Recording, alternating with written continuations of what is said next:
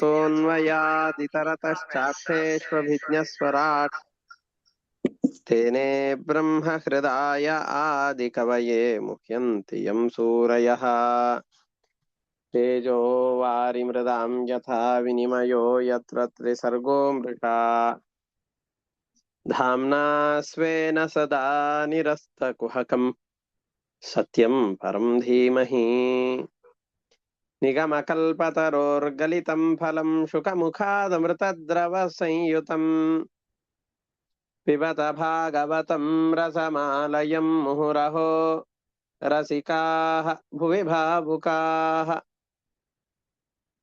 दारिद्र्यदुःखज्वरदाहितानां मायापिशाची परिमर्दितानां संसारसिन्धौ परिपातितानां क्षेमाय वै भागवतं प्रगर्जति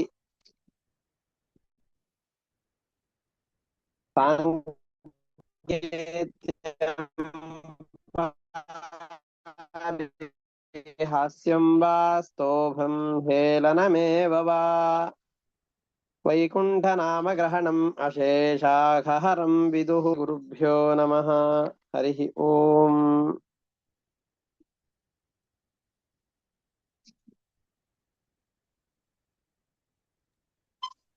ನಾವು 10ನೇ ಸ್ಕಂದದ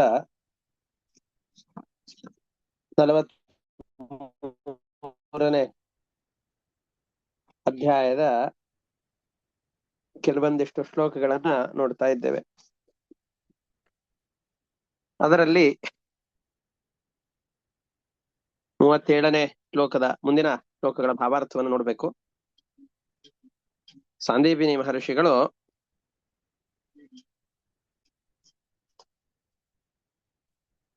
ಶ್ರೀಕೃಷ್ಣರನ್ನ ತಮ್ಮ ಜನ್ಮಾಂತರದ ಸಾಧನೆಯ ಫಲವೋ ಎಂಬಂತೆ ಶಿಷ್ಯನನ್ನಾಗಿ ಪಡೆದಿದ್ದಾರೆ.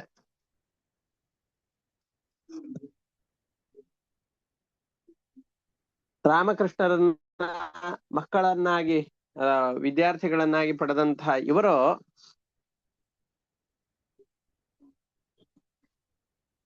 ಅವರ ಬಳಿಯಲ್ಲಿ ಇದ್ದುಕೊಂಡು 64 ವಿದ್ಯೆಗಳನ್ನ ಅಧ್ಯಯನ ಮಾಡಿಕೊಂಡವರಂತೆ ತಮ್ಮನ್ನು ತಾವು ತೋರಿಸಿಕೊಂಡ್ರು.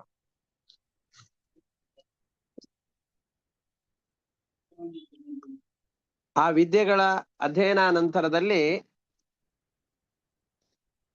ಈಗ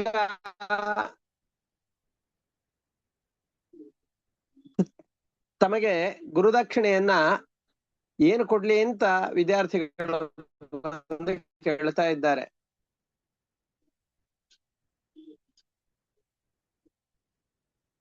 ಮೊದಲಿಗೆ ಅಧ್ಯಾಪಕ ಕೇಳುವ ಹಾಗಿಲ್ಲ, ಕೊನೆಗೆ ವಿದ್ಯಾರ್ಥಿಗಳೇ ಬಂದು ಕೇಳುತ್ತಾರೆ. ಕೇಳಿದಾಗ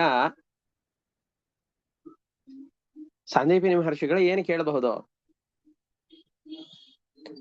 ರಾಮಕೃಷ್ಣರ ಪ್ರಭಾವ ಏನು ಅಂತ ಇವರಿಗೆ ಗೊತ್ತಿದೆ. ಇವರ ಮಕ್ಕಳೆಲ್ಲರೂ ಕೂಡ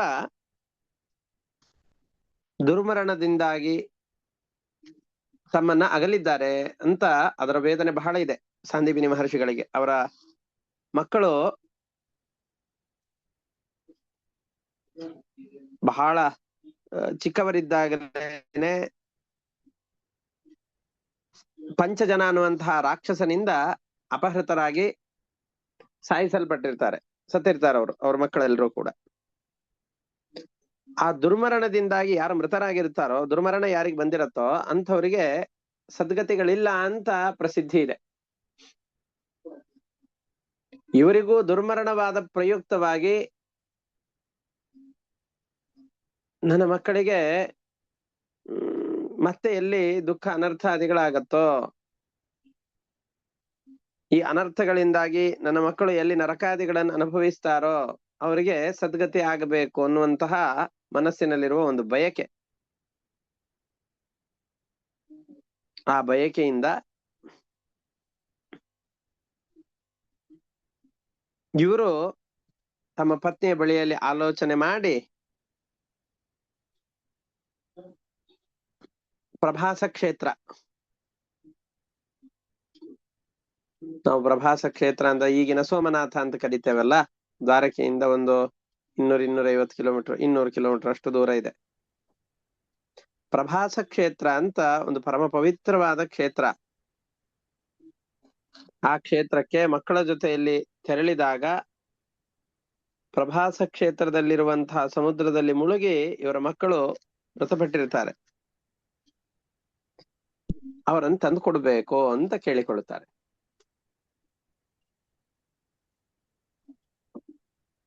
ಕೃಷ್ಣನ ಬಳಿಯಲ್ಲಷ್ಟೇ ಕೇಳಬಹುದಾದಂತಹ ವರ ಇದು. ಸತ್ತವರನ್ನ ಬದುಕಿಸಿ ಕೊಡೋದು ಅನ್ನುವಂಥದ್ದು ನಾವು ತುಂಬಾ ಅಸಾಧ್ಯವಾದ ಕೆಲಸ. ಇದು ಅಸಾಧ್ಯವಾದಂತಹದ್ದೇ. ಆದ್ರೆ ಇವರಿಗೆ ಯಾರ ಶಕ್ತಿ ಏನು ಅಂತ ಗೊತ್ತಿದೆ. ಇಲ್ಲಿಯವರೆಗೆ ಇವರ ಬಳಿಯಲ್ಲಿ ಬಂದಂತಹ ಯಾವ ವಿದ್ಯಾರ್ಥಿಗಳ ಬಳಿಯಲ್ಲೂ ಇದನ್ನು ಕೇಳಿರ್ಲಿಲ್ಲ. ಯಾಕೆ ಅಂತಂದ್ರೆ ಉಳಿದವರ ಯೋಗ್ಯತೆ ಏನು ಅಂತ ಇವ್ರಿಗೆ ಗೊತ್ತಿದೆ. ರಾಮಕೃಷ್ಣರ ಪ್ರಭಾವ ಎಂತಹದ್ದು ಅಂತ ಇವರು ತಿಳಿದುಕೊಂಡಿದ್ದಾರೆ. ಅದಕ್ಕೆ ರಾಮಕೃಷ್ಣರ ಬಳಿಯಲ್ಲಿ ಕೇಳ್ತಾ ಇದ್ದಾರೆ, ನನಗೆ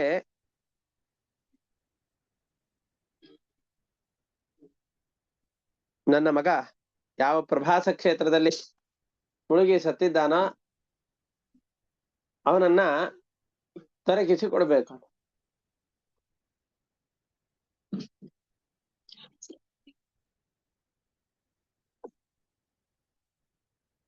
ರಾಮಕೃಷ್ಣರಿಗೆ ಈ ರೀತಿಯಾಗಿ ಕೇಳಿದಾಗ ಆಯ್ತು ಅಂತ ರಾಮಕೃಷ್ಣರು ಹೇಳಿದ್ರು. ಅಸಾಧ್ಯವಾದದ್ದು ಯಾವ್ದಿದೆ ರಾಮಕೃಷ್ಣರಿಗೆ? ಆಗ್ಲಿ ಅಂತ ಒಪ್ಪಿಕೊಂಡ್ರು. ದ್ವಿಜಸ್ತಯೋಸ್ತಂ ಮಹಿಮಾನಮದ್ಭುತಂ ಸಂಲಕ್ಷ್ಯ ರಾಜನ್ನತಿಮಾನುಷೀಂ ಮತಿಂ ಸಮ್ಮಂತ್ರ್ಯ ಪತ್ನ್ಯಾ ಸ ಮಹಾರ್ಣವೇ ಮೃತಂ ಬಾಲಂ ಪ್ರಭಾಸೇ ವರಯಂ ಬಭೂವಃ. ಅವರಿಬ್ಬರ ಆ ಪ್ರಭಾವವನ್ನ ಒಂದೊಂದು ದಿವಸಕ್ಕೆ ಒಂದೊಂದು ವಿದ್ಯೆಗಳನ್ನು ಕಲಿಯೋದು ಅಂತಂದ್ರೆ ಸಾಮಾನ್ಯವಾದದ್ದಲ್ಲ. ಅದು ಅಸಾಧಾರಣವಾದ ಸಾಮರ್ಥ್ಯ ಬೇಕು.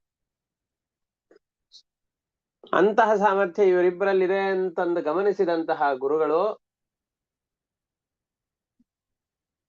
ಹಾಗಾದ್ರೆ ನನಗೆ ಪ್ರಭಾಸ ಕ್ಷೇತ್ರದಲ್ಲಿ ಮುಳುಗಿ ಮೃತಪಟ್ಟಂತಹ ನನ್ನ ಮಕ್ಕಳನ್ನು ತಂದು ಕೊಡ್ಬೇಕು ಅಂತ ತಮ್ಮ ಪತ್ನಿಯ ಜೊತೆಯಲ್ಲಿ ಸಂಭಾಷಣೆ ಮಾಡಿ ಅವರು ಕೇಳಿಕೊಳ್ತಾ ಇದ್ದಾರೆ. ಆಯ್ತು ಅಂತ ರಾಮಕೃಷ್ಣರು ಹೇಳಿ ಹೋಗ್ತಾ ಇದ್ದಾರೆ. ರಥವನ್ನು ಏರಿಕೊಂಡು ಪ್ರಭಾಸ ಕ್ಷೇತ್ರಕ್ಕೆ ಹೋದ್ರು. ಇದು ಹೇಗೆ ಅಂತಂದ್ರೆ ಎಲ್ಲೋ ಕಳೆದಂತಹ ವಸ್ತುವನ್ನು ತೆಗೆದುಕೊಂಡು ಬಾ ಅಂತ ಹೇಳಿದರೆ ಹುಡುಕುವುದಕ್ಕಾಗಿ ಹೋಗ್ತಾರಲ್ಲ, ಆ ರೀತಿಯಾಗಿ ಅನಾಯಾಸವಾಗಿ ಇವರು ರಥವನ್ನೇರಿಕೊಂಡು ಆ ಪ್ರಭಾಸ ಕ್ಷೇತ್ರಕ್ಕೆ ಅಂತ ಹೊರಡ್ತಾ ಇದ್ದಾರೆ. ಇವರಿದ್ದದ್ದು ಉಜ್ಜಯಿನಿ ಕ್ಷೇತ್ರದಲ್ಲಿ. ಸಾಂದೀಪಿನಿ ಮಹರ್ಷಿಗಳ ಗುರುಕುಲವಿದ್ದದ್ದು ಉಜ್ಜಯಿನಿಯಲ್ಲಿ.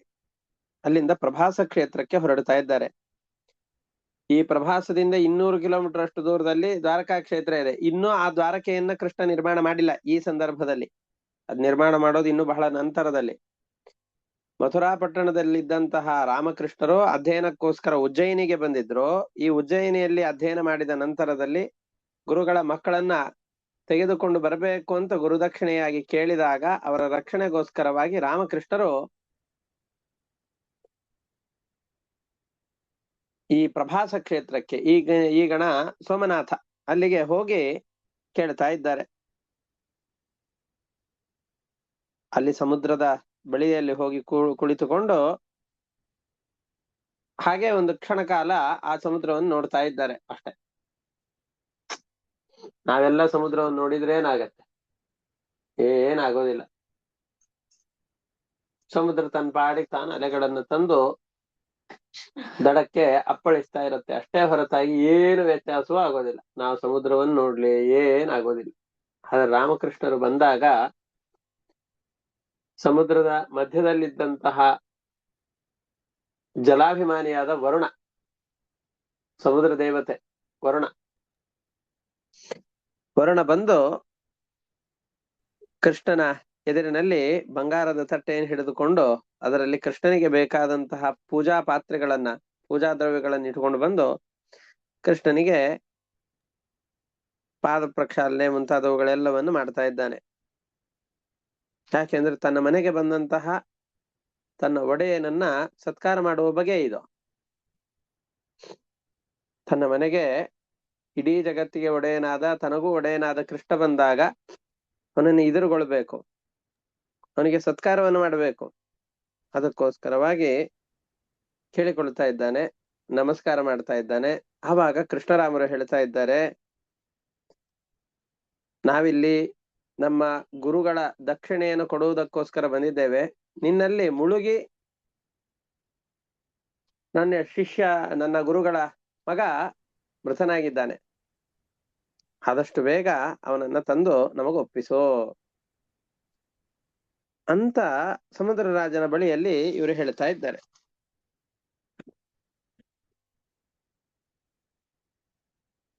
ನೀನ್ ದೊಡ್ಡ ದೊಡ್ಡ ತೆರೆಗಳನ್ನು ತೆಗೆದುಕೊಂಡು ಬಂದು ನನ್ನ ಗುರುಪುತ್ರನನ್ನ ಅಪಹಾರ ಮಾಡಿದ್ದೆ, ಅಪಹೃತನಾದಂತಹ ಗುರುಪುತ್ರನನ್ನು ವಾಪಸ್ ತೆಗೆದುಕೊಂಡು ಬಂದು ನನಗೆ ಒಪ್ಪಿಸಿಬಿಡು.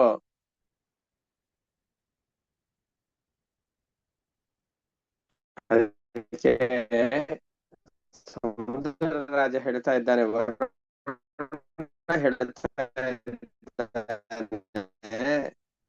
ನಮಸ್ಕಾರ ಮಾಡಿಕೊಂಡು ಹೇಳ್ತಾ ಇದ್ದಾನೆ, ದೇವ್ರೆ, ಅಪಹಾರ ಮಾಡಿದವ ನಾನಲ್ಲ.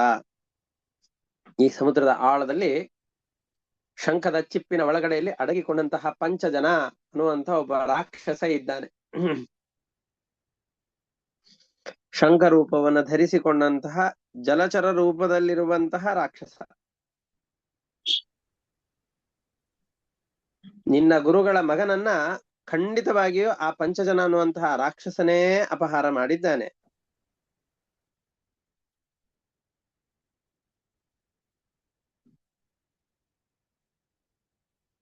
ಹಾಗಾಗಿ ನೀನಲ್ಲಿ ಹೋಗಿ ಒಮ್ಮೆ ಮಗನನ್ನ ಹುಡುಕಿ ನೋಡಿದರೆ ನಿನಗೆ ಆ ಮಗ ಸಿಗಬಹುದು, ಗುರುಗಳ ಮಗ ಸಿಗಬಹುದು ಅಂತ ವರುಣದೇವರು ಹೇಳ್ತಾ ಇದ್ದಾರೆ.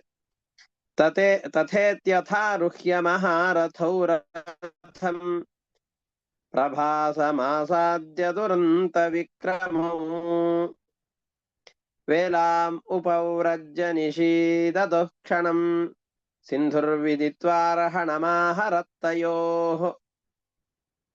ಹಾಗೆ ಆಗ್ಲಿ ಅಂತ ಹೇಳಿ ರಥಿಕರು, ಪರಾಕ್ರಮಿಗಳಾದಂತಹ ರಾಮಕೃಷ್ಣರೆಲ್ಲ ಒಟ್ಟಿಗೆ ಸೇರ್ಕೊಂಡು ಆ ಪ್ರಭಾಸ ಕ್ಷೇತ್ರಕ್ಕೆ ಅಂತ ತೆರಳುತ್ತಾ ಇದ್ದಾರೆ. ತೆರಳಿ ಅಲ್ಲಿ ನಿಂತ ಕ್ಷಣದಲ್ಲಿ ವರುಣ ದೇವರು ನನ್ನ ಒಡೆಯ ಬಂದಿದ್ದಾನೆ ಅಂತಂದುಕೊಂಡು ಕಾಣಿಕೆಗಳನ್ನ ತಂದು ಅಪ್ಪಿಸಿದ್ದಾನೆ.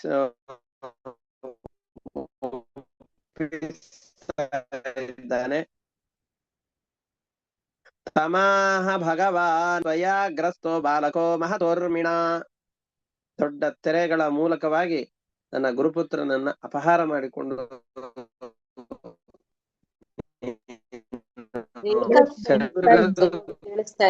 ಹೋಗಿದ್ದಿ, ಅವನು ಮರಣ ಹೊಂದಿದ್ದ ಕೇಳ್ತಾ ಇದ್ದಾನೆ.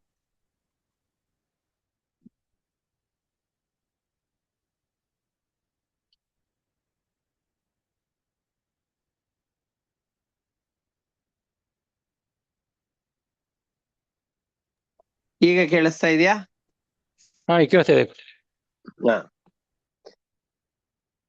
ಆವಾಗ ವರುಣದೇವರು ಹೇಳ್ತಾ ಇದ್ದಾರೆ, ತಮಾಹ ವರುಣೋ ದೇವೋ ವಿನಯಾವನತಸ್ಥಿತಃ ನ ಚಾಹಾರ್ಷಮಹಂ ದೇವ ದೈತ್ಯ ಪಂಚಜನಾಹ್ವಯಃ. ವರುಣದೇವರ ಬಗ್ಗೆ ನಿಂತುಕೊಂಡು ಹೇಳ್ತಾ ಇದ್ದಾರೆ, ನಿನ್ನ ಮಗುವನ್ನ ಅಪಹಾರ ಮಾಡ್ಕೊಂಡು ಹೋಗಿಲ್ಲ. ಪಂಚಜನ ಅಂತ ಒಬ್ಬ ಮಹಾ ದೈತ್ಯ ಇದ್ದಾನೆ, ಅವನು ನಿನ್ನ ಮಗನನ್ನ ತಿಂದಿರ್ಬೇಕು ಅಂತ ಹೇಳ್ತಾ ಇದ್ದಾನೆ. ಅವನು ಯಾರೋ, ಅವನು ಪಂಚಜನ. ಅಂತರ್ಜಲಚರ ಕೃಷ್ಣ ಶಂಖರೂಪಧರೋ ಸುರಃ ಆಸ್ತೆ ತೇನಾಹೃತೋ ನೂನಂ ತಚ್ಛ್ರುತ್ವಾ ಸತ್ವರಂ ಪ್ರಭುಃ ಜಲಮಾವಿಶ್ಯ ತಂ ಹತ್ವಾ ನಾಪಶ್ಯದುದರೇರ್ಭಕಂ. ಜಲದ ಒಳಗಡೆಯಲ್ಲಿ ಶಂಖ ರೂಪದಿಂದಾಗಿ ಆ ಜಲಚರ ಒಂದಿದೆ, ಅದಕ್ಕೆ ಪಂಚಜನ ಅನ್ನುವ ಹೆಸರಿನ ರಾಕ್ಷಸ ಆ ಶಂಖದ ಒಳಗಡೆಯಲ್ಲಿ ಅಡಗಿಕೊಂಡಿದ್ದಾನೆ. ಖಂಡಿತವಾಗಿಯೂ ಅವನೇ ನಿನ್ನ ಮಗನನ್ನ ಅಪಹಾರ ಮಾಡಿದ್ದಾನೆ. ಕೃಷ್ಣ ಕ್ಷಣ ಮಾತ್ರದಷ್ಟು ವಿಳಂಬ ಮಾಡಲಿಲ್ಲ, ಆಗಲೇ ಆಳದಲ್ಲಿ ಧುಮುಕ್ತಾ ಇದ್ದಾನೆ. ಆ ನೀರಿನಲ್ಲಿ ಮುಳುಗಿ ಅವನನ್ನು ನೋಡಿದರು. ಎಲ್ಲೂ ಅವನ ಹೊಟ್ಟೆಯಲ್ಲಿ ಮಗುವಿನ ಕುರುಹು ಕಾಣಿಸ್ತಾ ಇಲ್ಲ ಕೃಷ್ಣನಿಗೆ.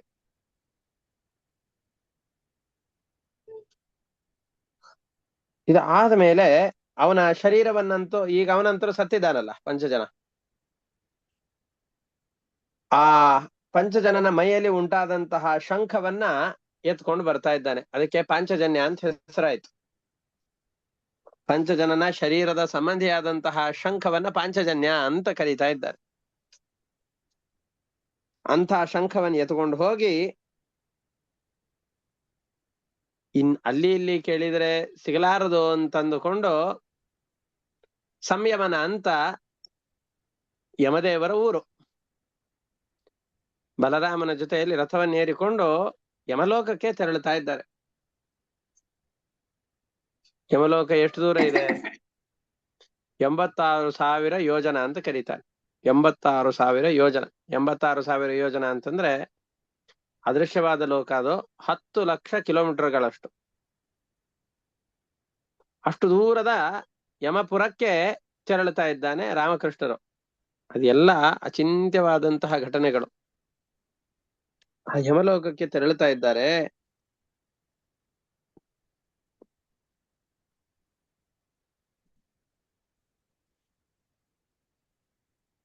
ಆ ಕೃಷ್ಣ ಸಂಯಮನಪುರದ ಬಾಗಿಲಿನಲ್ಲಿ ನಿಂತುಕೊಂಡು ಜೋರಾಗಿ ಶಂಖಧ್ವನಿಯನ್ನು ಮಾಡ್ತಾ ಇದ್ದಾನೆ. ಪಾಂಚಜನ್ಯ ಅನ್ನುವಂತಹ ಶಂಖವನ್ನು ಯಾವುದನ್ನು ತೆಗೆದುಕೊಂಡಿದ್ದಾನೋ ಆ ಶಂಖದ ಜೋರಾದ ಧ್ವನಿಯನ್ನ ಆ ಸಂಯಮನೀಪುರದ ಹೊರಗಡೆಯಲ್ಲಿ ನಿಂತು ಶಂಖಧ್ವನಿಯನ್ನ ಮಾಡಿದರೆ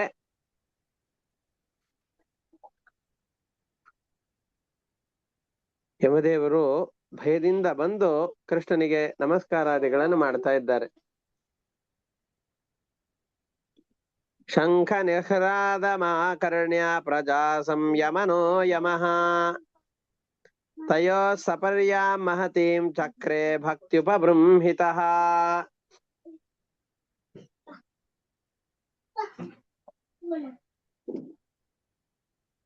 ಎಲ್ಲ ಜೀವರನ್ನ ನಿಯಮನ ಮಾಡುವಂತಹ ಯಮದೇವರು ಇವನ ಆ ಶಂಖನಾದವನ್ನ ಕೇಳಿದ ತತ್ಕ್ಷಣದಲ್ಲಿ ಬಂದು ಭಕ್ತಿಯಿಂದ ರಾಮಕೃಷ್ಣರಿಗೆ ನಮಸ್ಕಾರ ಮಾಡ್ತಾ ಇದ್ದಾರೆ. ತಾವಿಲ್ಲಿ ಬಂದಿದ್ದೀರಿ ಅಂತಂದು ಹೇಳಿದ್ರೆ ಏನೋ ಒಂದು ದೊಡ್ಡ ಕಾರ್ಯವನ್ನ ಇಟ್ಟುಕೊಂಡೇ ಬಂದಿರ್ತೀರಿ. ನನ್ನಿಂದ ಯಾವ ಸೇವೆ ಆಗಬೇಕು ಹೇಳಿ ಅಂತ ಕೇಳಿಕೊಳ್ತಾ ಇದ್ದಾರೆ.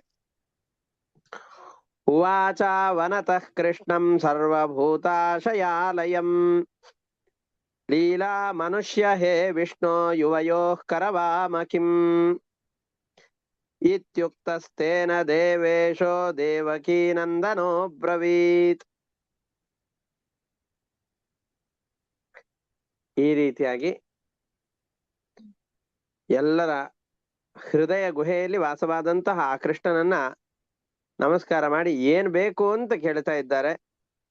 ಕೃಷ್ಣ, ನಿನ್ನ ಸೇವಕರಾಗಿ ನಾವು ನಿಂತಿದ್ದೇವೆ, ಯಾವ ಸೇವೆಯನ್ನು ಮಾಡಬೇಕು, ನಮ್ಮ ಆದೇಶ ಆಗ್ಲಿ ಅಂತ ಯಮದೇವರೇ ಕೇಳಿದಾಗ ಕೃಷ್ಣ ಹೇಳ್ತಾ ಇದ್ದಾನೆ, ನನ್ನ ಗುರುಪುತ್ರನನ್ನ ಇಲ್ಲಿಗೆ ನೀನು ಕರೆದುಕೊಂಡು ಬಂದಿದ್ದಿ. ಅವನನ್ನು ಕರೆದುಕೊಂಡು ಬಂದಿದ್ದೆ. ಯಾಕೆ ಕರೆದುಕೊಂಡು ಬಂದಿದ್ದೆ? ಅವನ ಕರ್ಮ ನಿಮಿತ್ತವಾಗಿ ಕರೆದುಕೊಂಡು ಬಂದಿದ್ದೆ. ನಿಂದೇನೂ ತಪ್ಪಿಲ್ಲ. ಸಾಂದೀಪಿನಿ ಎಂಬ ಋಷಿಗಳಿದ್ದಾರೆ, ಅವನ ಮಗ ಒಬ್ಬನಿದ್ದಾನೆ. ಅವನ ಕರ್ಮ ನಿಮಿತ್ತವಾಗಿ ಪ್ರಭಾಸ ಕ್ಷೇತ್ರಕ್ಕೆ ಹೋದಾಗ ಪಂಚಜನ ಎಂಬಂತಹ ರಾಕ್ಷಸನಿಂದಾಗಿ ಅವನ ಸಂಹಾರವಾಗತ್ತೆ. ಅವನನ್ನ ನಿನ್ನ ಪುರದಲ್ಲಿ ತಂದು ಇಟ್ಕೊಂಡಿದ್ದಿ, ಯಮಲೋಕದಲ್ಲಿ ತಂದು ಇಟ್ಕೊಂಡಿದ್ದಿ. ಇದರಲ್ಲಿ ನಿನ್ ತಪ್ಪೇನೂ ಇಲ್ಲ. ಅವನನ್ನು ವಾಪಸ್ ಕೊಡು. ಅಲ್ಲಪ್ಪ, ಯಾರ್ಯಾರನ್ನು ಬೇಕಾದ್ರೂ ಯಾವಾಗಾದ್ರೂ ಕರೆದುಕೊಂಡು ಹೋಗಿ ಬೇರೆ ಬೇರೆ ಎಲ್ಲೆಲ್ಲಿ ಬೇಕೋ ಅಲ್ಲಿ ಇಟ್ಟು ಬಿಡ್ಬೋದಾ? ಹಾಗೆ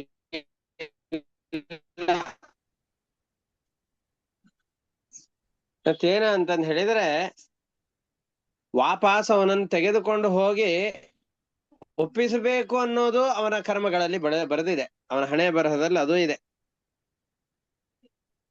ನಾನು ತೆಗೆದುಕೊಂಡು ಹೋಗಿ ಅವನ ಗುರುಗಳಿಗೆ ಅವರ ಮಕ್ಕಳನ್ನು ಒಪ್ಪಿಸಬೇಕು ಅಂತನೂ ಅವರ ಹಣೆ ಬರಹದಲ್ಲಿ ಇರೋದ್ರಿಂದ, ಅವರ ಕರ್ಮಗಳಲ್ಲಿ ಇರೋದ್ರಿಂದಾಗಿ ನಾನು ಅವರನ್ನ ವಾಪಸ್ಸು ಒಪ್ಪಿಸಬೇಕಾಗಿದೆ.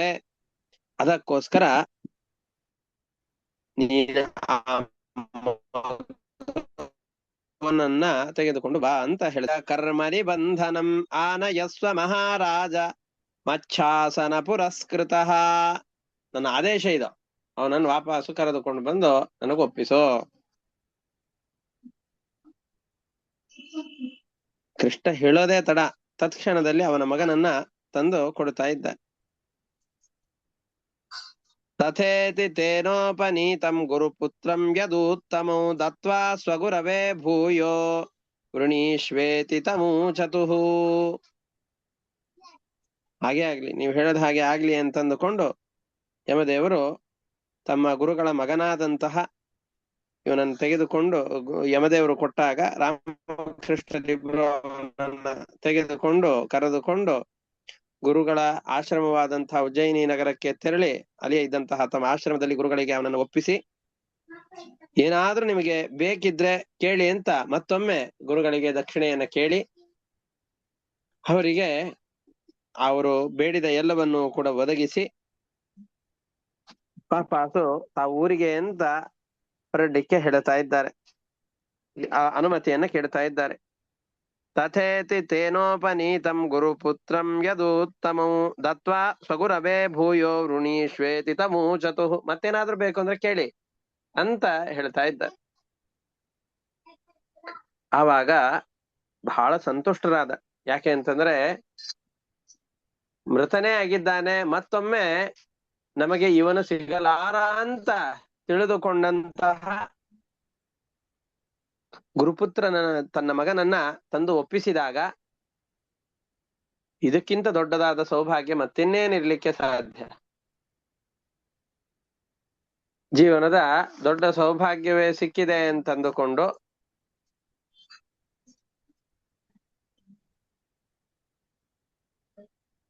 ರಾಮಕೃಷ್ಣರಿಗೆ ಮುಂದಿನ ಮಾತುಗಳನ್ನು ಹೇಳ್ತಾ ಇದ್ದಾರೆ. ತತ ಪ್ರೀತಮನಾ ರಾಜನ್ ಇದಂ ವಚನಮಬ್ರವೀತ್ ಸಾಂದೀಪಿನಿರ್ಮಹಾಭಾಗೋ ರಾಮಕೃಷ್ಣಾವರಿಂದಮೋ. ಗುರುಗಳಿಗೆ ಯಾವ ಅಭೀಷ್ಟದ ಅಪೇಕ್ಷೆ ಇತ್ತೋ ಆ ಎಲ್ಲ ಅಭೀಷ್ಟಗಳನ್ನ ನೀವು ಒದಗಿಸಿ ಕೊಟ್ಟಿದ್ದೀರಿ. ಗುರುಗಳಾದ್ರೆ ನಿಮ್ಮಂಥವರಿಗೆ ಗುರುಗಳಾಗಬೇಕು. ಯಾಕೆ ಅಂತಂದ್ರೆ ಗುರುಗಳ ಮನೋಬಯಕೆಯನ್ನ ಪೂರ್ತಿ ಮಾಡುವವರು ಯಾರಿದ್ದಾರೋ ಅವರೇ ನಿಜವಾದ ಶಿಷ್ಯಂದಿರೋ. ನಿಮ್ಮಂತಹ ಶಿಷ್ಯಂದಿರಿಗೆ ಗುರುಗಳಾದ್ರು ಅಂತಂದು ಹೇಳಿದ್ರೆ ಯಾವ ಕಾಮನೆಗಳು ಪೂರ್ತಿ ಆಗೋದಿಲ್ಲ ಹೇಳಿ. ಎಲ್ಲ ಬಯಕೆಗಳು ಕೂಡ ಪೂರ್ತಿಯಾಗಿ ಖಂಡಿತವಾಗಿ ಮುಕ್ತಾಯವಾಗಿ ಆಗತ್ತೆ. ಹಾಗಾಗಿ ನನ್ನ ಬಯಕೆ ಏನಿತ್ತೋ, ಮೃತನಾದಂತಹ ಮಗನನ್ನ ನೋಡುವ ಬಯಕೆ, ಅವನನ್ನ ಪಡೆಯುವ ಬಯಕೆ ಏನಿತ್ತೋ ಆ ಎಲ್ಲ ಕಾಮನೆಗಳನ್ನ ನಾನು ಪೂರೈಸಿಕೊಂಡಿದ್ದೇನೆ. ಮತ್ಯಾವ ಆಸೆಗಳೂ ನನ್ನಲ್ಲಿ ಇಲ್ಲ. ನೀವು ನಿಮ್ಮ ಊರುಗಳಿಗೆ ತೆರಳಬಹುದು, ಬೇಕಾದಷ್ಟು ಸಾಧನೆಗಳನ್ನ ಮಾಡಿಕೊಳ್ಳಿ ಅಂತ ಹೇಳಿ ಲೋಕ ಪಾವನವಾದಂತಹ ಕೀರ್ತಿ ನಿಮ್ಮದಾಗ್ಲಿ. ನಿಮ್ಮ ಕೀರ್ತಿಯ ಬಗ್ಗೆ ಹೇಳಿದರೆ ಲೋಕದಲ್ಲಿರುವ ಜನರೆಲ್ಲ ಸಂತುಷ್ಟರಾಗಬೇಕು, ಸಂತೋಷವಾಗಬೇಕು. ಅಂತಹ ಕೀರ್ತಿ ನಿಮ್ಮದಾಗ್ಲಿ ಅಂತಂದುಕೊಂಡು ಅವರಿಗೆ ಅನುಗ್ರಹವನ್ನು ಮಾಡ್ತಾ ಇದ್ದಾರೆ.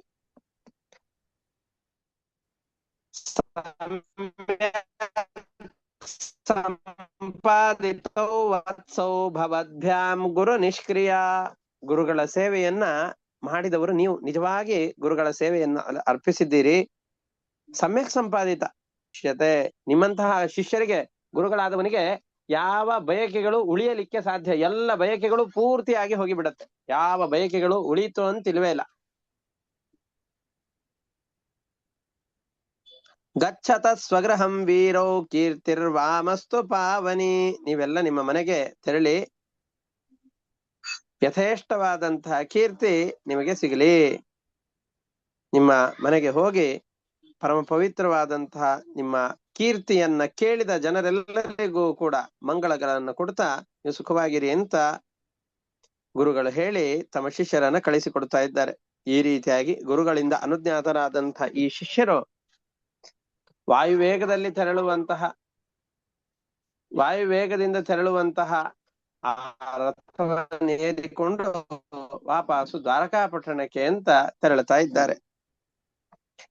ಗುರುಣೈವ ಮನುಜ್ಞಾತೋ ರಥೇನಾನಿಲರಂಹಸ ಆಯಾತೋ ಸ್ವಪುರಂ ತಾತ ಪರ್ಜನ್ಯ ನಿನದೇನ ವೈ.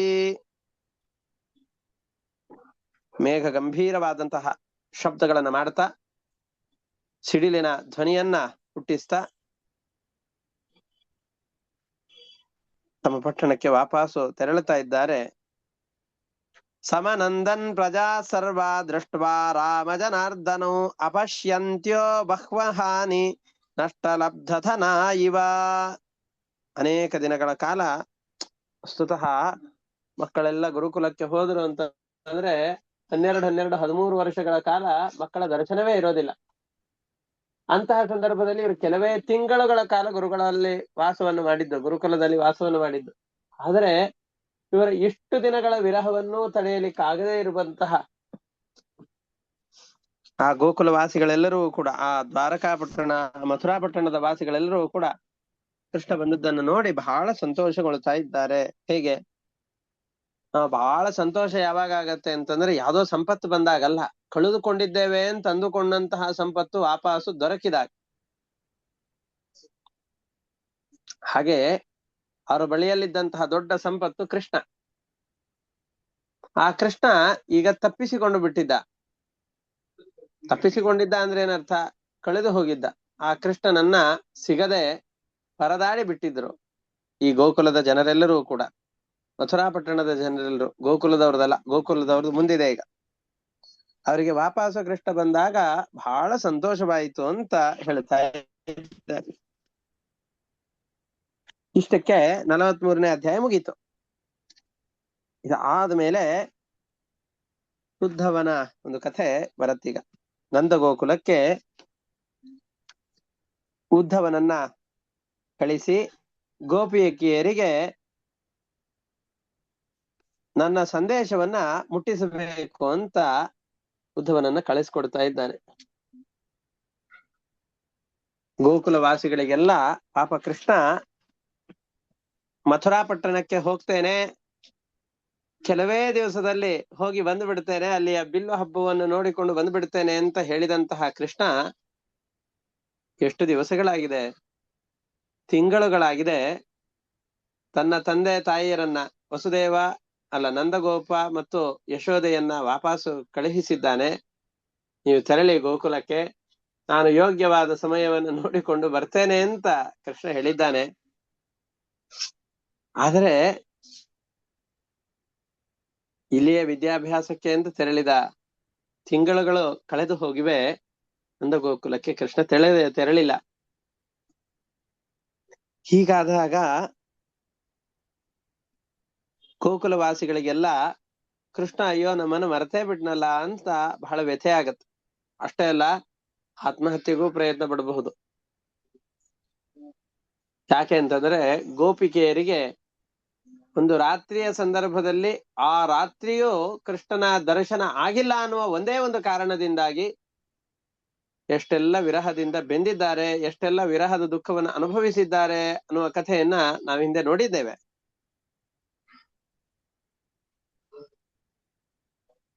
ಹಾಗಿದ್ದಾಗ ಇಷ್ಟು ದಿವಸಗಳಾಗಿವೆ ಕೃಷ್ಣ ಬಂದಿಲ್ಲ ಅಂತಾದಾಗ ಮತ್ತಿನ್ನೆಷ್ಟು ದುಃಖ ಅವರಿಗೆ ಆಗಿರಬಾರ್ದು.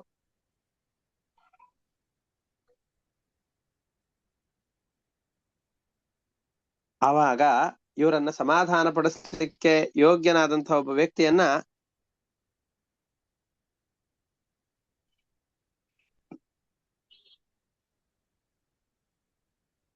ಕಳಿಸಿಕೊಡ್ಬೇಕು. ಈಗ ಅಕ್ರೂರನನ್ನ ಕಳಿಸೋಣ ಅಂತಂದ್ರೆ ಇವರೆಲ್ಲ ಅಕ್ರೂರನಿಗೆ ಹಿಡಿಶಾಪ ಹಾಕ್ಬಿಡ್ತಾರೆ.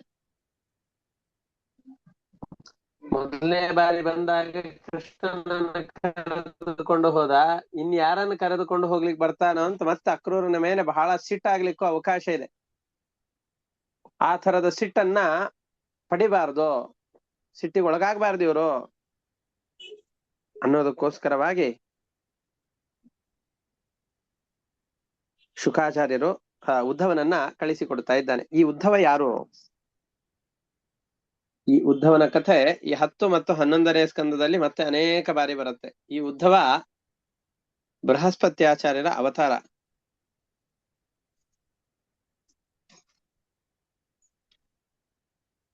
ಕೃಷ್ಣನ ಶಿಷ್ಯನೂ ಹೌದು, ಮಹಾಬುದ್ಧಿಶಾಲಿ, ಪ್ರಚಂಡ ಬುದ್ಧಿವಂತ. ಬೃಹಸ್ಪತ್ಯಾಚಾರ್ಯರು ಅಂದ್ರೆ ಕೇಳಬೇಕೇನು, ದೇವತೆಗಳಿಗೆ ಗುರುಗಳಾದವರು. ಅಂತಹ ಬೃಹಸ್ಪತ್ಯಾಚಾರ್ಯರ ಅವತಾರ. ಮಹಾ ಬುದ್ಧಿಶಾಲಿ, ಕೃಷ್ಣನ ಸೇವಕನೂ ಹೌದು, ಕೃಷ್ಣನ ಮಂತ್ರಿಯೂ ಹೌದು. ಒಂದು ರೂಪದಿಂದ ಬೃಹಸ್ಪತ್ಯಾಚಾರ್ಯರು ದ್ರೋಣಾಚಾರ್ಯರಾಗಿ ನಿಂತುಕೊಂಡು ಎಲ್ಲರಿಗೂ ವಿದ್ಯಾಭ್ಯಾಸವನ್ನ ಮಾಡಿಸಿದರೆ, ಅಲ್ಲಿ ಕೌರವರ ಪಕ್ಷಕ್ಕೆ ಅನುಕೂಲರಾಗಿದ್ದುಕೊಂಡು ಅಷ್ಟಾಗಿ ಪುಣ್ಯ ಸಂಪಾದನೆ ಆಗ್ಲಿಕ್ಕಿಲ್ಲ ಅನ್ನುವ ಕಾರಣದಿಂದಾಗಿ ಕೃಷ್ಣನ ಅತ್ಯಂತ ಆತ್ಮೀಯ ಸ್ನೇಹಿತನಾಗಿ, ಶಿಷ್ಯನಾಗಿ, ಅವನ ಮಂತ್ರಿಯಾಗಿ, ಆತ್ಮೀಯ ಬಂಧುವಾಗಿ ಕೃಷ್ಣನ ಜೊತೆಯಲ್ಲಿ ಯಾವಾಗ್ಲೂ ಇರ್ತಾನೆ. ಉದ್ಧವ ಗೀತೆ ಅಂತ ಮುಂದೆ ಇದೆ, ಅದ್ಭುತವಾದಂತಹ ಚರಿತ್ರೆ ಅದು ಉದ್ಧವ ಗೀತೆ. ನಾವು ಭಗವದ್ಗೀತೆ ಅಂತ ಏನು ಕರಿತೇವೋ ಅದಕ್ಕೆ ಸರಿಸಮಾನವೆನ್ನುವಷ್ಟು ಅದ್ಭುತವಾದಂತಹ ತತ್ವಗಳನ್ನ ಉದ್ಧವನಿಗೆ ಕೃಷ್ಣ ಉಪದೇಶ ಕೊಟ್ಟು ಜಗತ್ತಿರುವ ಜನರಿಗೆ ತತ್ವಜ್ಞಾನದ ಉಪದೇಶವನ್ನು ಮಾಡಬೇಕು ಅಂತ ಹೇಳಿದಂತಹ ಅಪರೂಪದ ಗೀತೆ ಉದ್ಧವ ಗೀತೆ. ಅಂತಹ ಉದ್ಧವನನ್ನ, ಬೃಹಸ್ಪತ್ಯಾಚಾರ್ಯರ ಅವತಾರನಾದಂತಹ ಆ ಉದ್ಧವನನ್ನ ಈ ನಂದ ಗೋಕುಲಕ್ಕೆ ಕಳುಹಿಸ್ತಾ ಇದ್ದಾನೆ. ಕೃಷ್ಣ ಅವನ ಕೈಯನ್ನ ಗಟ್ಟಿಯಾಗಿ ಹಿಡಿದುಕೊಂಡು ಹೇಳ್ತಾ ಇದ್ದಾನೆ, ಈ ಗೋಕುಲಕ್ಕೆ ಹೋಗು, ನಮ್ಮ ತಂದೆ ತಾಯಿಗಳು ಇವರೆಲ್ಲರಿಗೆ ನನ್ನ ಸಂದೇಶಗಳನ್ನು ಒಪ್ಪಿಸು. ನೀನು ಹೋಗಿ ನನ್ನ ವಿಷಯದ ಕೆಲವೊಂದಿಷ್ಟನ್ನ ಅವರಿಗೆ ತಿಳಿಸಿಕೊಟ್ಟೆ ಅಂತಾದ್ರೆ ಅವ್ರಿಗೆ ಎಷ್ಟೋ ಮನಸ್ಸಿಗೆ ಸಮಾಧಾನವಾಗತ್ತೆ.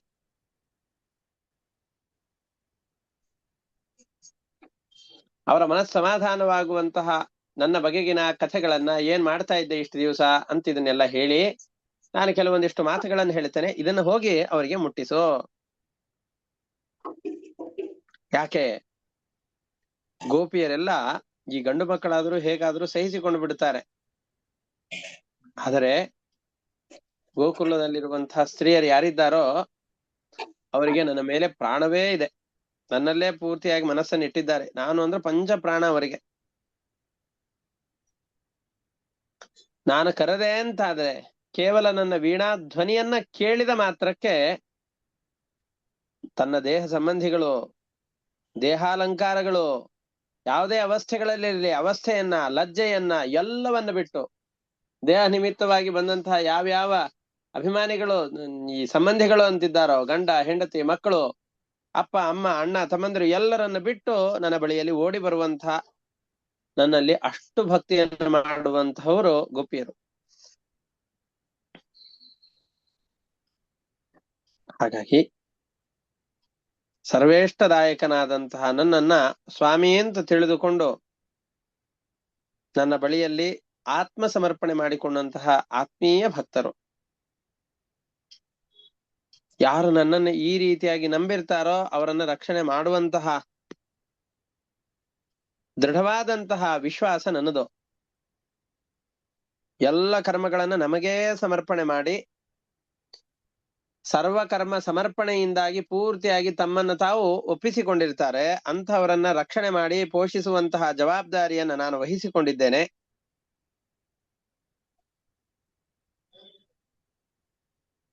ನಾನು ಎಲ್ಲ ಕಡೆಯಲ್ಲಿರೋದ್ರಿಂದ ಆ ಗೋಕುಲದಲ್ಲಿಯೂ ವಾಸವಾಗಿದ್ದುಕೊಂಡು ಅವರೆಲ್ಲರನ್ನು ನೋಡ್ತಾ ಇದ್ದೇನೆ. ಆದರೂ ಈ ಕೃಷ್ಣನ ಶರೀರ ಅವರಿಗೆ ಗೋಕುಲದಲ್ಲಿ ಈಗಂತೂ ಕಾಣಿಸ್ತಾ ಇಲ್ಲ.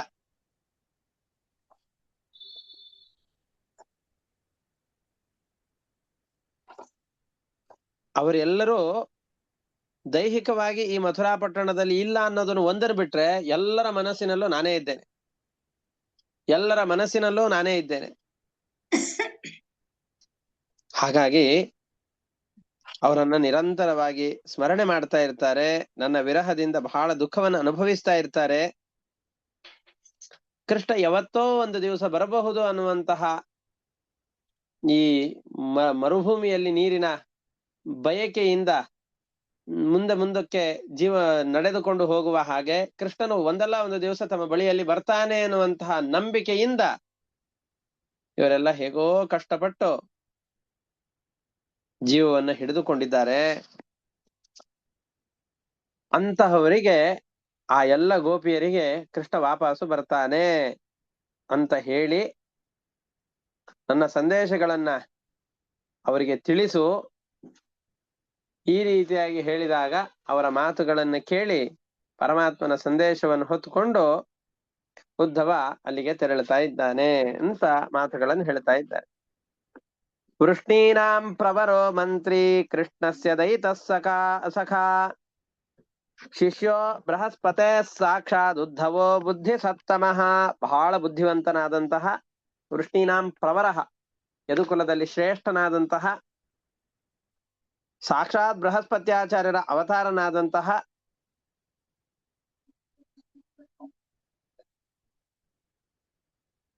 ಬೃಹಸ್ಪತ್ಯಾಚಾರ್ಯರ ಶಿಷ್ಯ, ಬೃಹಸ್ಪತಿಯ ಅವತಾರ ಅಂತ ಕರೀತಾರೆ. ಬುದ್ಧಿಶಾಲಿ, ಕೃಷ್ಣನ ಸ್ನೇಹಿತ, ಮಂತ್ರಿ. ತಮಾಹ ಭಗವಾನ್ ಪ್ರೇಷ್ಠಂ ಭಕ್ತಮೇಕಾಂತಿನಂ ಕ್ವಚಿತ್ ಗೃಹೀತ್ವಾ ಪಾಣಿನಾ ಪಾಣಿಂ ಪ್ರಪನ್ನಾರ್ತಿಹರೋ ಹರಿಃ. ಕೃಷ್ಣನ ಆತ್ಮೀಯ ಭಕ್ತ ಉದ್ಧವ ಆ ಉದ್ಧವನ ಕೈಯನ್ನು ಹಿಡಿದುಕೊಂಡು ಪರಮಾತ್ಮ ಕೇಳ್ಕೊಳ್ತಾ ಇದ್ದಾನೆ. ಗಚ್ಚೋದ್ಧವ ವ್ರಜಂ ಸೌಮ್ಯ ಪಿತ್ರೋರ್ನಃ ಪ್ರೀತಿಮಾವಹ ಗೋಪೀನಾಂ ಮದ್ವಿಯೋಗಾಧಿಂ ಮತ್ ಸಂದೇಶೈರ್ವಿಮೋಚಯ. ನಾನು ಸಂದೇಶಗಳನ್ನ ಕಳಿಸ್ತೇನೆ, ಆ ಸಂದೇಶಗಳನ್ನ ನೀನು ಗೋಕುಲಕ್ಕೆ ಹೋಗಿ ನಮ್ಮ ತಂದೆ ತಾಯಿಗಳಿಗೆ ತಲುಪಿಸಿ ನಂದಗೋಪ ಯಶೋದೆಗೆ ಆದಂತಹ ವಿರಹದ ದುಃಖವನ್ನ ಪರಿಹಾರ ಮಾಡು. ಗೋಪಿಯರೆಲ್ಲ ನನ್ನಲ್ಲೇ ಮನಸ್ಸನ್ನ ಪ್ರಾಣಗಳನ್ನ ಅರ್ಪಿಸಿಕೊಂಡವರು.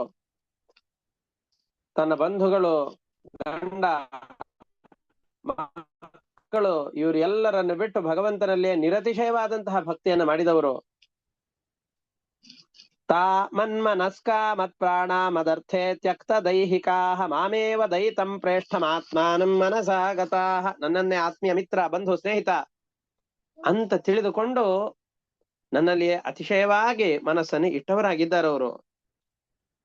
ಯೇ ತ್ಯಕ್ತ ಲೋಕ ಧರ್ಮಾಶ್ಚ ಮದರ್ಥೆ ತಾನ್ ಬಿಭರ್ಮ್ಯಹಂ ಮೈತಾ ಪ್ರೇಯಸಾಂ ಪ್ರೇಷ್ಠ ಧೂರಸ್ತೆ ಗೋಕುಲ ಸ್ತ್ರೀಯ.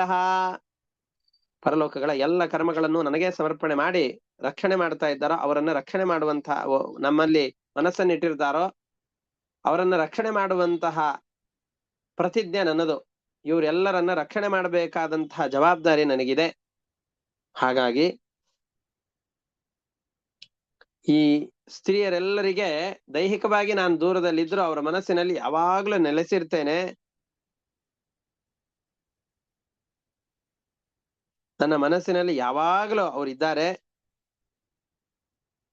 ಅವರು ನನ್ನನ್ನ ನಿರಂತರವಾಗಿ ಸ್ಮರಣೆ ಮಾಡ್ತಾ ಇರ್ತಾರೆ. ಮೈತಾ ಪ್ರೇಯಸಾಂ ಪ್ರೇಷ್ಠೇ ಧೂರಸ್ತೆ ಗೋಕುಲ ಸ್ತ್ರೀಯ. ದೂರದಲ್ಲಿ ಶರೀರತಃ ಇದ್ರು ನನ್ನ ಮನಸ್ಸಿನಲ್ಲಿಯೇ ಯಾವಾಗ್ಲೂ ಇದ್ದಾರೆ. ಅವರ ಸ್ಮರಣೆಯಲ್ಲಿ ನಾನಿದ್ದೇನೆ. ನನ್ನ ಸಂದೇಶವನ್ನು ಹೋಗಿ ಅವರಿಗೆ ತಿಳಿಸು. ಸ್ಮರತ್ಯಂಗ ವಿಮುಹ್ಯಂತಿ ವಿರಹೌತ್ಕಂಠ್ಯ ವಿಕ್ಲವಾಹ ಧಾರಯಂತ್ಯತಿ ಕೃಚ್ಛ್ರೇಣ ಪ್ರಾಯ ಪ್ರಾಣಾನ್ ಕಥಂಚನ. ನನ್ನಲ್ಲಿಯೇ ಅತಿಶಯವಾದ ಭಕ್ತಿಯನ್ನು ಮಾಡಿರೋದ್ರಿಂದ ಹೇಗೋ ಕಷ್ಟಪಟ್ಟು ಕೃಷ್ಣ ಇಲ್ಲದೆ ಹೋದರೂ ಕೂಡ ವಾಸ ಮಾಡ್ತಾ ಇರ್ತಾರೆ ಹೊರತಾಗಿ ಅವರಿಗೆ ನಿಜವಾಗಿ ಸುಖವಾಗಿ ವಾಸ ಮಾಡುವಂತಹ ಮನಸ್ಥಿತಿ, ಸ್ಥೈರ್ಯ ಅದು ಯಾವುದೂ ಇಲ್ಲ. ಅವ್ರಿಗೆ ಹೋಗಿ ನನ್ನ ಮಾತುಗಳನ್ನು ಹೇಳು, ನಾನು ವಾಪಸ್ಸು ಆದಷ್ಟು ಬೇಗನೆ ಅವರಿಗೆ ಸಿಗ್ತೇನೆ ಅಂತ ಅವರನ್ನ ಸಮಾಧಾನ ಪಡಿಸು. ಈ ರೀತಿಯ ಕೃಷ್ಣ ಹೇಳಿದಾಗ ತನ್ನ ಒಡೆಯನಾದಂತಹ ಕೃಷ್ಣನ ಸಂದೇಶವನ್ನು ಹೊತ್ತುಕೊಂಡಂತಹ ಈ ಉದ್ಧವ ಸೂರ್ಯಾಸ್ತವಾಗುವಂತಹ ಸಮಯಕ್ಕಿಂತ ಮುಂಚೆನೆ ಗೋಕುಲಕ್ಕೆ ಹೋಗಿ ಗೋಕುಲದ ಜನರನ್ನ ಕಾಣ್ತಾ ಇದ್ದಾನೆ. ಪ್ರತ್ಯಾಗಮನ ಸಂದೇಶೈರ್ವಕ್ತವ್ಯಾ ಮೇ ಮದಾತ್ಮಿಕಾಃ ಇತ್ಯುಕ್ತ ಉದ್ಧವೋ ರಾಜನ್ ಸಂದೇಶಾನ್ ಭರ್ತುರಾದೃತಃ ಆದಾಯ ರಥಮಾರುಹ್ಯ ಪ್ರಯಯೌ ನಂದ ಗೋಕುಲಂ ಪ್ರಾಪ್ತೋ ನಂದವ್ರಜಂ ಶ್ರೀಮಾನ್ ನಿಮ್ಲೋಚತಿ ವಿಭಾವಸೌ. ಸೂರ್ಯಾಸ್ತವಾಗ್ತಾ ಇರುವಂತಹ ಸಂದರ್ಭದಲ್ಲಿ ಉದ್ಧವ ಆ ನಂದ ಗೋಕುಲವನ್ನು ಪ್ರವೇಶ ಮಾಡ್ತಾ ಇದ್ದಾನೆ. ಗೋಕುಲ ಹೇಗಿತ್ತು? ಸಾಯಂಕಾಲ ಎಲ್ಲ ಗೋವುಗಳು ವಾಪಸ್ಸು ಗೋಕುಲಕ್ಕೆ ತೆರಳುತ್ತಾ ಇದೆ. ಆ ಗೋಕುಲದಲ್ಲಿದ್ದಂತಹ ಹಸುಗಳ ಗೊರಸಿನಿಂದ ಎದ್ದಂತಹ ಧೂಳುಗಳೆಲ್ಲ ಇಡೀ ವಾತಾವರಣದಲ್ಲಿ ಮುಚ್ಚಿ ಹೋಗಿದೆ. ಆ ಉದ್ಧವನ ರಥ ಎಲ್ಲ ಆ ಧೂಳಿನಿಂದ ಮುಚ್ಚಿ ಹೋಗಿದೆ. ಗೂಳಿಗಳು ಸ್ಪರ್ಧೆ ಮಾಡ್ತಾ ಇದೆ. ಎಲ್ಲ ಕಡೆಯಲ್ಲಿ ಹಸುಗಳ ಶಬ್ದ, ನಿನಾದ ಕೇಳಿ ಬರ್ತಾ ಇದೆ. ನಾವು ಭಾರವನ್ನು ಹೊತ್ತರೆ ಬಹಳ ದೂರ ಓಡಾಡ್ಲಿಕ್ಕೆ ಆಗೋದಿಲ್ಲ. ಆದರೆ ಕೆಚ್ಚಲು ಪೂರ್ತಿಯಾಗಿ ಬೆಳಗ್ಗಿನಿಂದ ಎಲ್ಲ ಕಡೆಯಲ್ಲಿ ಸುತ್ತಾಡಿ ಈ ಆಹಾರವನ್ನ ತಿಂದು ಕೆಚ್ಚಲಿನಲ್ಲಿ ಹಾಲನ್ನ ಸಂಪಾದಿಸಿಕೊಂಡಂತಹ ಪೂರ್ತಿ ಕೆಚ್ಚಲುಗಳನ್ನ ತುಂಬಿಕೊಂಡಂತಹ ಹಸುಗಳು ತಮ್ಮ ಕರುಗಳ ಬಳಿಯಲ್ಲಿ ಓಡಿ ಹೋಗ್ತಾ ಇವೆ. ಓಡಿ ಹೋಗಿ ಅತ್ತ ಇತ್ತ ಎಲ್ಲ ಕಡೆಯಲ್ಲಿ ಕರುಗಳು ನೆಗಿತಾ ಇದೆ. ಆ ಕರುಗಳ ಬಳಿಯಲ್ಲಿ ಹೋಗಿ ತಮ್ಮ ತುಂಬಿದ ಕೆಚ್ಚಲಿನಿಂದ ಹಾಲನ್ನ ಕುಡಿಸ್ಲಿಕ್ಕೆ ಅಂತ ತವಕ ಪಡ್ತಾ ಇದೆ. ತಾಯಿಗೆ ತನಗೆ ಎಷ್ಟೇ ಭಾರವಾಗಿರ್ಲಿ, ಎಷ್ಟೇ ದುಃಖವಾಗಿರ್ಲಿ, ತನ್ನ ಕರುಗಳಿಗೆ, ತನ್ನ ಮಕ್ಕಳಿಗೆ ಏನಾದ್ರೂ ಕೊಡಬೇಕು ಅನ್ನುವ ಹಂಬಲ ಇರತ್ತೆ. ಅದೇ ರೀತಿಯಾಗಿ ಇಲ್ಲಿಯೂ ಕೂಡ ಆ ಕಡೆ ಈ ಕಡೆ ಓಡಾಡ್ತಾ ಇರುವಂತಹ ಈ ಕರುಗಳನ್ನ, ತಮ್ಮ ಕರುಗಳನ್ನು ಹುಡುಕಿಕೊಂಡು ಹೋಗಿ ಇವರೆಲ್ಲರೂ ಆ ಗೋಕುಲದ ಹಸುಗಳೆಲ್ಲವೂ ಕೂಡ ಕೆಚ್ಚಲಿನಲ್ಲಿ ತುಂಬಿದ ಹಾಲುಗಳನ್ನ ಕೊಡ್ತಾ ಇವೆ. ಧಾವಂತಿಭಿಶ್ಚ ವಾಸ್ರಾಭಿಃ ಊಧೋ ಭಾರೇಣ ವತ್ಸಕಾನ್ ಇತಸ್ತತೋ ವಿಲಂಘದ್ಭಿಃ ಗೋವತ್ಸೈರ್ಮಂಡಿತಂ ಸಿತೈಃ. ಎಲ್ಲ ಕಡೆಯಲ್ಲಿ ಹಾಲನ್ನ ಕರಿತಾ ಇರುವಂತಹ ಶಬ್ದ ಕೇಳಿ ಬರ್ತಾ ಇದೆ. ನೀವೆಲ್ಲ ಪಾತ್ರೆಯಲ್ಲಿ ಹಾಲಿನ ಕೆಚ್ಚಲಿನಿಂದ ಹಾಲನ್ನು ಕರಿಬೇಕಾದ್ರೆ ಒಂದು ತರದ ಶಬ್ದ ಬರುತ್ತೆ, ಅದನ್ನ ಕೇಳಿರಬಹುದು. ಆ ಶಬ್ದ ಕೇಳಿ ಬರ್ತಾ ಇದೆ. ವೇಣುಗಳ ಧ್ವನಿ ಎಲ್ಲ ಕಡೆಯಲ್ಲಿ ಕೇಳಿ ಬರ್ತಾ ಇದೆ. ಎಲ್ಲಿ ನೋಡಿದ್ರು ಕೂಡ ಗೋಪಿಯರೆಲ್ಲ ರಾಮಕೃಷ್ಣರ ಚರಿತ್ರೆಗಳನ್ನ ಹಾಡ್ತಾ ಇದ್ದಾರೆ.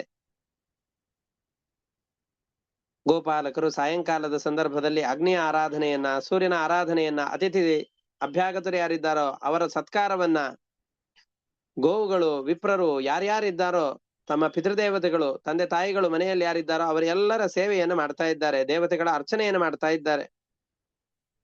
ಇಂತಹ ಗೋಪ ಗೋಪಿಯರೆಲ್ಲ ಆ ಗೋಕುಲದಲ್ಲಿ ತುಂಬಿಕೊಂಡಿದ್ದಾರೆ. ಅಂತಹ ಗೋಕುಲವನ್ನ ಉದ್ಧವ ಪ್ರವೇಶ ಮಾಡ್ತಾ ಇದ್ದಾನೆ. ಗೋದೋಹ ಶಬ್ದಾಭಿರವಂ ವೇಣೂನಾಂ ನಿಸ್ವನೇನ ಚ ಗಾಯಂತಿಭಿಶ್ಚ ಕರ್ಮಾಣಿ ಶುಭಾನಿ ಬಲ ಕೃಷ್ಣಯೋಃ. ಕೃಷ್ಣ ಬಂದಿದ್ದಾನೆ ಅಂತ ಆ ಕೃಷ್ಣನ, ರಾಮನ ಸ್ತೋತ್ರವನ್ನ ಪಠನ ಮಾಡೋದನ್ನ ನಿಲ್ಲಿಸಿಲ್ಲ. ಆ ಕೃಷ್ಣರಾಮರ ಯೋಚನೆಯಲ್ಲೇ ಎಲ್ಲರೂ ಇದ್ದಾರೆ. ಸ್ವಲಂಕೃತಾಭಿರ್ಗೋಪೀಭಿಃ ಗೋಪೈಶ್ಚ ಸುವಿರಾಜಿತಂ ಆಗ್ನೇರ್ಕಾತಿಥಿ ಗೋವಿಂದ ಪಿತೃದೇವಾರ್ಚನಾನ್ವಿತೈಃ. ಮನೆಯಲ್ಲಿ ವಿಪ್ರರ ಅರ್ಚನೆಯನ್ನು ಮಾಡಬೇಕು, ಗೋವುಗಳ ಆರಾಧನೆ ಆಗಬೇಕು, ಅತಿಥಿ ಅಭ್ಯಾಗತರ ಸೇವೆಗಳು ನಿರಂತರವಾಗಿ ಮನೆಯಲ್ಲಿ ನಡೀತಾ ಇರಬೇಕು. ಆವಾಗ ಮಾತ್ರ ಮನೆ ಉನ್ನತಿಯನ್ನ ಪಡಿಲಿಕ್ಕೆ ಸಾಧ್ಯ, ಜ್ಞಾನ ಕಾರ್ಯಗಳಾಗ್ತಾ ಇರಬೇಕು. ಹಾಗಾಗಿ ಎಲ್ಲ ಈ ತರದ ಕೆಲಸಗಳು ಆ ಗೋಕುಲದಲ್ಲಿ ಆಗ್ತಾ ಇತ್ತು. ಇಂತಹ ಸ್ಥಳದಲ್ಲಿ ಗೋಕುಲದಲ್ಲಿ ಗೋಪಾಲಕರು ಧೂಪ ದೀಪ ಎಲ್ಲರನ್ನ ಪೂಜೆ ಮಾಡ್ತಾ ಇದ್ದಾರೆ. ಎಲ್ಲ ಕಡೆಯಲ್ಲಿ ಹೂಗಳು ಕಂಡು ಬರ್ತಾ ಇದೆ. ಅನೇಕ ಪಕ್ಷಿಗಳು, ಪದ್ಮಗಳು ಎಲ್ಲವೂ ಕೂಡ ತುಂಬಿಕೊಂಡಿದೆ. ಇಂತಹ ನಂದಗೋಕುಲವನ್ನ ಪ್ರವೇಶ ಮಾಡ್ತಾ ಇದ್ದಾನೆ. ಅಲ್ಲಿ ನಂದಗೋಪನ ಸಮಾಗಮ ಉದ್ಧವನಿಗೆ ಆಗಿದೆ. ನಂದ ಪ್ರೀತಃ ಪರಿಶ್ವಜ್ಯ ವಾಸುದೇವಧಿಯಾರ್ಚಯತ್. ಪರಮಾತ್ಮನೇ ಬಂದ ಹಾಗೆ, ಕೃಷ್ಣನು ಕಳಿಸಿದವನು, ಕೃಷ್ಣನ ಪ್ರತಿರೂಪ ಇವನು ಅಂತ, ಕೃಷ್ಣನ ಪ್ರತಿರೂಪ ಇವನು ಅಂತ ತಿಳಿದುಕೊಂಡು, ಕೃಷ್ಣನ ಪ್ರತಿರೂಪ ಅಂತ ಇವರನ್ನ ತಿಳಿದುಕೊಂಡು,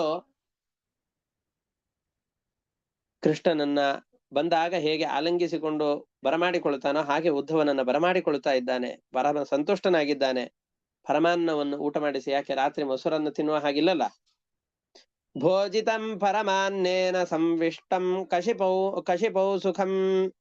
ಮೆತ್ತನೆಯ ಹಾಸಿಗೆಯ ಮೇಲೆ ಕೂಡಿಸಿ ಅವನ ಕಾಲನ್ನು ಒತ್ತಿ, ಅವನ ಶ್ರಮ ಏನಾಗಿತ್ತೋ ಬೆಳಿಗ್ಗೆಯಿಂದ ಇಲ್ಲಿವರೆಗೂ ಬಂದು ಆ ಶ್ರಮವನ್ನು ಕಳೆದೊಯ್ಯುವ ಹಾಗೆ ಮಾಡಿ ಅವರ ಕುಶಲ ಪ್ರಶ್ನೆಗಳನ್ನು ಮಾಡ್ತಾ ಇದ್ದಾರೆ. ಏನ್ ಬಂದಿದ್ದು, ಯಾವುದಕ್ಕೋಸ್ಕರ ಬಂದಿದ್ದೀರಿ, ಯಾವ ಕೃಷ್ಣನ ಸಂದೇಶವನ್ನು ಹೊತ್ತುಕೊಂಡು ಬಂದಿದ್ದೀರಿ ಅಂತ ಪ್ರಶ್ನೆ ಮಾಡ್ತಾ ಇದ್ದಾನೆ. ಗತಶ್ರಮಂ ಪರ್ಯಪೃಚ್ಛತ ಪಾದ ಸಂವಹನಾದಿಭಿಃ. ನಂದ ಉದ್ಧವನನ್ನು ಕುರಿತು ಯಾವ ಮಾತುಗಳನ್ನ ಆಡ್ತಾನೆ, ಉದ್ಧವ ಕೃಷ್ಣನ ಸಂದೇಶಗಳನ್ನು ಯಾವ ರೀತಿಯಾಗಿ ಮುಟ್ಟಿಸ್ತಾನೆ, ಆ ಕೃಷ್ಣನ ಸಂದೇಶಗಳೇನಿದೆ ಅನ್ನೋದನ್ನ ಮುಂದೆ ಹೇಳ್ತಾರೆ. ಮುಂದೆ ಒಂದು ಅದ್ಭುತವಾದ ಭ್ರಮರ ಗೀತೆ ಅನ್ನೋದು ಒಂದಿದೆ. ಗೋಪಿ ಗೀತೆ ಇದ್ದ ಹಾಗೆ ಭ್ರಮರ ಗೀತೆ.